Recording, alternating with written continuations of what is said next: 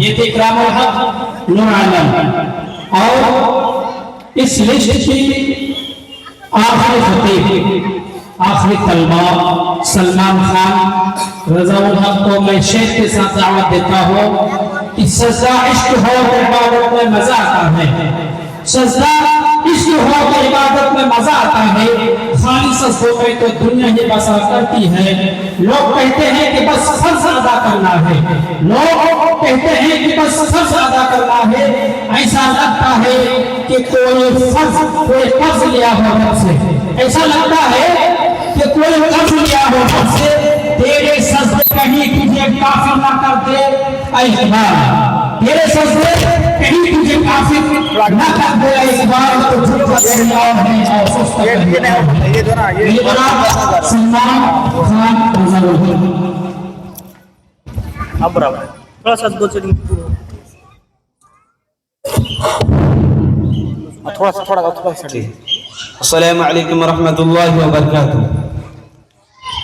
الحمد للہ کفا وسلام علی عباده الذین اصطفى، اما بعد فاعوذ باللہ من الشیطان الرجیم، بسم اللہ الرحمن الرحیم۔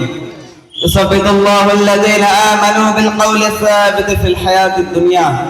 صدر محترم اور حکم صاحبان، مشفق اساتذہ اکرام اور میرے دور دراز سے آئے ہوئے مہمانان نظام، آج کے اس سالانہ پروگرام میں جس موضوع کا تحت لفظ کشائی کرنا چاہتا ہوں وہ ہے عذاب قبر۔ قبر وہ مکان ہے جہاں مرنے کے بعد ہر ایک کو ٹھہرنا ہے، بادشاہ ہو یا فقیر، مالداری کی زندگی بسر کرنے والے ہوں یا غریبی کے بڑے بڑے بنگلوں میں رہنے والے ہوں یا ٹوٹی پھوٹی جھوپڑیوں میں، بالآخر دوغا زمین میں قیام کریں گے۔ مرنے کے بعد ہی قبر میں ان کو اچھے برے اعمال کا بدلہ ملنے لگے گا۔ اب یہ تو منور ہو گئے یا تاریخ کشادہ ہو گیا کل، اس میں عذاب ہوگا یا فضاب، قبر کا عذاب برحق ہے اور قرآن و حدیث میں ثابت ہے، جیسا کہ عذاب قبر کی تعریف آیت کریمہ بھی شاہ اشارہ کر رہی ہے۔ يثبت الله الذين آمنوا بالقول الثابت في الحياة الدنیا، ایمان والے کو اللہ تعالیٰ نے پکی بات کے ساتھ مضبوط رکھتا ہے، دنیا کی زندگی میں بھی آخرت میں بھی۔ حضرت ابن علی رضی اللہ عنہ سے روایت ہے کہ رسول صلی اللہ علیہ وسلم نے فرمایا، یہ آیت کریمہ عذاب قبر کے بارے میں ہوتی ہے، سے مسلم کی روایت ہے۔ اسلامی بھائیوں، آئیے آپ عذاب قبر کے بارے میں حدیث سنیں۔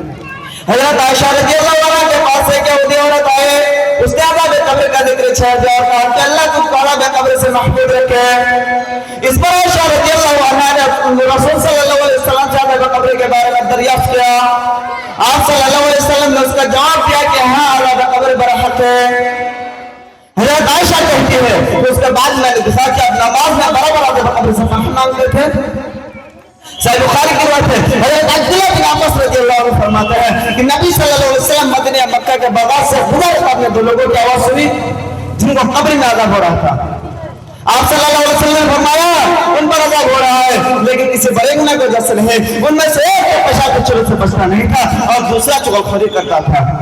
صحیح بخاری کی روایت ہے، حضرت زید بن ثابت رضی اللہ عنہ بیان کرتے ہیں کہ ایک بار نبی صلی اللہ علیہ وسلم بنو نجار کے ایک باغ میں اپنا خچہ پر سواتے تھے اور ہم لوگ ساتھ تھے، اچانک کے خچہ راستے سے ہٹا اور گزر گیا، قریب پاس جب وہ گیا وہاں پر 6-5 قبریں تھے۔ آپ صلی اللہ علیہ وسلم نے پوچھا ان قبر والے کو کون کون جانتا ہے؟ ایک شخص نے کہا میں، آپ صلی اللہ علیہ وسلم نے پوچھا یہ کب فوت ہوئے ہیں؟ اس شخص نے کہا یہ سب شرک پر مرے ہیں۔ آپ صلی اللہ علیہ وسلم نے فرمایا یہ امت اپنے قبروں میں آزمائی جائے گی اور فتنے میں پڑے گی، اگر اس بات پر ڈر نہ ہوتا تو تم مردوں کو قبر کرنا چھوڑ دو گے تو میں اللہ تعالیٰ سے دعا کرتا تو اس بات کو سنا دے جو میں سنتا ہوں۔ اس کے بعد ہمارے پر متوجہ اور فرمایا جہنم کے عذاب سے اللہ کی پناہ مانگو۔ لوگوں نے کہا جہنم کے عذاب سے اللہ کی پناہ مانگتے ہیں، پھر آپ نے فرمایا قبر کے عذاب سے اللہ کی پناہ مانگو۔ لوگوں نے کہا قبر کے عذاب سے اللہ کی پناہ مانگتے ہیں، پھر آپ نے فرمایا چھپے اور کھلے فتنوں سے اللہ کی پناہ مانگو۔ لوگوں نے کہا چھپے اور کھلے فتنوں سے اللہ کی پناہ مانگتے ہیں، پھر آپ نے فرمایا دجال کے فتنے سے اللہ کی پناہ مانگو۔ لوگوں نے کہا دجال کے فتنے سے اللہ کی پناہ مانگتے ہیں۔ صحیح مسلم کی روایت ہے، میرے دینی بھائیوں اس حدیث سے پتہ چلتا ہے کہ اللہ تعالیٰ نے نبی صلی اللہ علیہ وسلم کی قدرت دی تھی کہ قبر میں ہونے والا کچھ بھی ہے جنات اور انسان سے محسوس نہیں کر سکتے، لیکن یہ رب موجود کے اللہ تعالیٰ انسانوں کو بھی کبھی قبر کا عذاب دکھا سنا دیتا ہے۔ البتہ جانور قبر کا عذاب کو محسوس کرتے ہیں جیسا کہ کبھی کبھی جانور کو انسان سے گزرتے ہوئے بھٹک جاتے ہیں۔ لیجئے ایک اور حدیث سنیں اور عذاب قبر سے ڈریں۔ حضرت اسماء بنت ابی بکر رضی اللہ عنہا بیان کرتے ہیں کہ نبی اکرم صلی اللہ علیہ وسلم نے خطبہ دیا اور قبر کے فتنے کو بیان کیا جس سے دو چار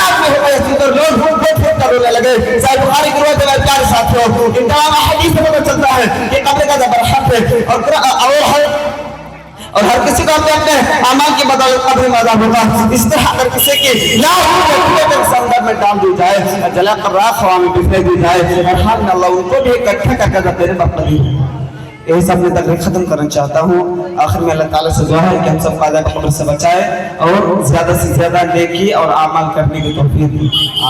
وآخر دعوانا الحمدللہ رب العالمین. السلام علیکم ورحمۃ اللہ وبرکاتہ.